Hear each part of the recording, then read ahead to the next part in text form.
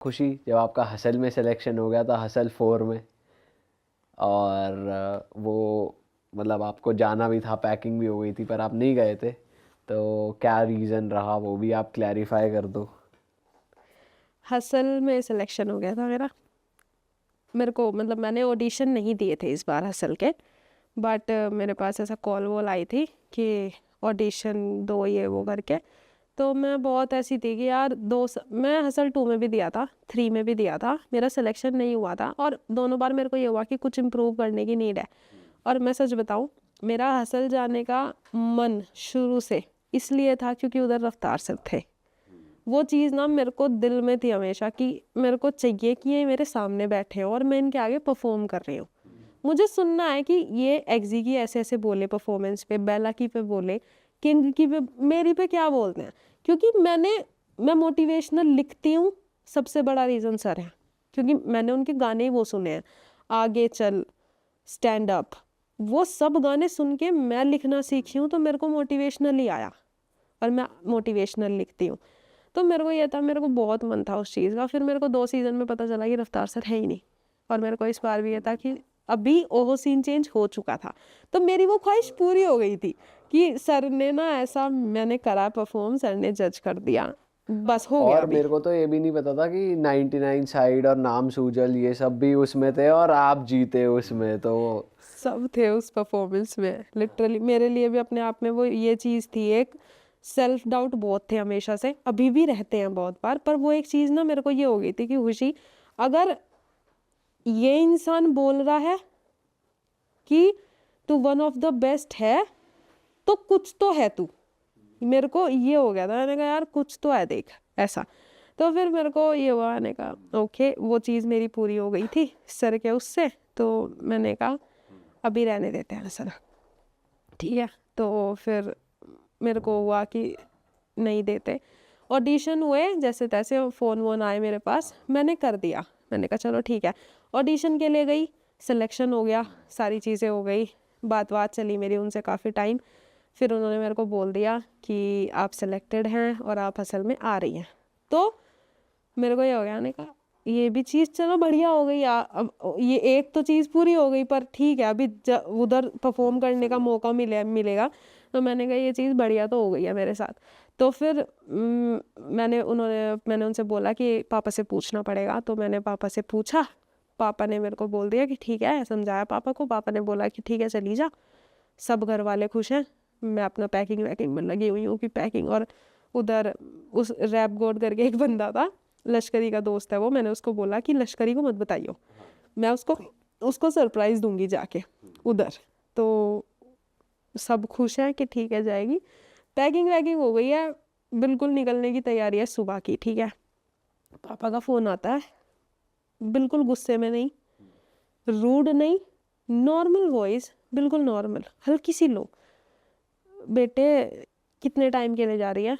मैंने कहा पापा 3 महीने के लिए। बेटे देख ले, बहुत दूर है, तेरी मम्मी और मैं चिंता में पागल हो जाएंगे, क्योंकि हम कभी बाहर नहीं निकले, हम कभी बाहर नहीं गए, 3 बहनें हैं हम पे सब कुछ है, ठीक है, सारी रिस्पॉन्सिबिलिटी सब कुछ। छोटा भाई हमारा 8 साल का, और हम बाहर नहीं निकले। और उनको ये कि 3 महीने के लिए जा रही है, और उनको किसी ने ये बोल दिया कि सेफ नहीं है, ये नहीं है, वो नहीं है। दिमाग में उनके वो ट्रिगर हो गई चीज़। और उस टाइम पे कोलकाता केस चल रहा था, बहुत हाइप पे था वो केस। तो एक इंसान जिसकी 3 बेटियां हो, ठीक है, वो, पापा हम पे बहुत ट्रस्ट करते हैं, पर डर तो लगता है ना। पापा को वो डर ट्रिगर कर गया, और पापा ने बोला कि नहीं जाना। अब मेरे को इस पॉइंट पे ना ये हुआ, मैंने कहा यार, मैं उस टाइम पे चाहती, जिद कर लेती पापा से कि नहीं मेरे को जाना है, मेरा सपना है, ये है वो है, जो था जाना था मेरे को। फिर मेरे को ये हुआ, मैंने कहा अगर इनको परेशान करके अब मैं गई, तो ये रहेंगे परेशान। और मैं कर किन के लिए रही हूँ? माँ बाप के लिए। वो परेशान हो जाए तो ऐसी कामयाबी को मैं क्या करूँ? मुझे चाहिए नहीं, मुझे वो नाम नहीं चाहिए, मुझे वो पैसा नहीं चाहिए जब मेरे को मेरे माँ बाप को परेशान करके मिले। सीधी सी चीज़ थी। मैंने पापा को बोला, पापा लो टोन में, मैंने कहा पापा ठीक है, आप चिंता मत करो, आप सो जाओ, मैं नहीं जा रही। मेरी हिम्मत नहीं हुई उस टाइम पे पापा को ये भी कहने की, पापा क्या कुछ वो लो मेरे से सुना नहीं गया। मैंने कहा पापा आप आराम करो, सो जाओ, और मैं नहीं जा रही। तो मैंने कहा, पापा ने बोला ठीक है बेटे, पापा ने फ़ोन काट दिया। उसके बाद में 1-1.5 घंटा रोई, बहुत रोई मैं। मेरा पैक रखा है सब कुछ, मुझे कल मुंबई निकलना है, और अब बहुत रोई, 1-1.5 घंटा रोई मैं। फिर रो के मैंने फ़ोन करा उधर।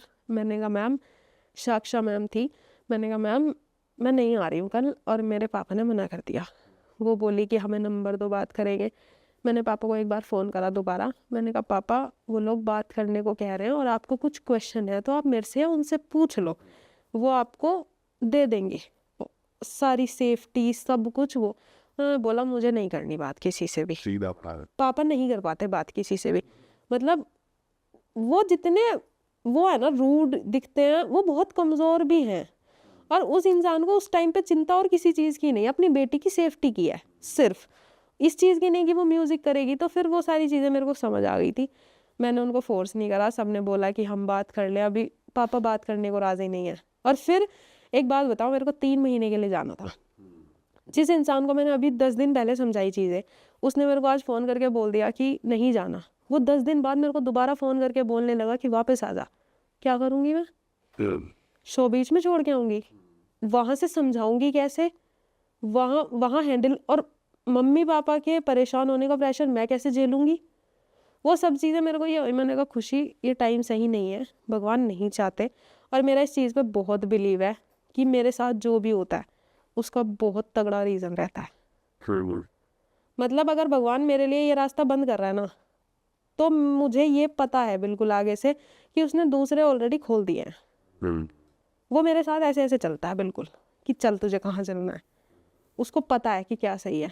तो मेरा कम्प्लीटली उस चीज़ पे बिलीव है। मैंने वो चीज़ वहीं छोड़ दी, मुझे बहुत दुख हुआ था, पर मैं वहीं रुक गई। मेरे को नहीं जाना। और देखो फिर विक्ट्री एंथम चला गया, मैं लेटेंट चली गई, हाइप मिल गई, मतलब सारी चीज़ें हो गई और पापा भी खुश है। चलो अब अंकल खुश हैं, अब मस्त एकदम बढ़िया। अरे वाह, आपने ये वीडियो यहाँ तक देख ली भाई, तुमने हमारी मेहनत सफल कर दिया। तुम ही लोग हो असली रियल हिट। और अगर आपको बहुत मज़ा आ रहा है ऐसी क्लिप्स में, ऐसी वीडियोस में, तो फटाफट जाइए प्लेलिस्ट पे, बिंज वॉच कीजिए, सारी वीडियोस देख डालो और मौज काटो। That is it. हम मिलेंगे नए पॉडकास्ट में, नई क्लिप में। Till then bye bye, see you, take care, do subscribe. Best of real talk online. Okay, bye bye.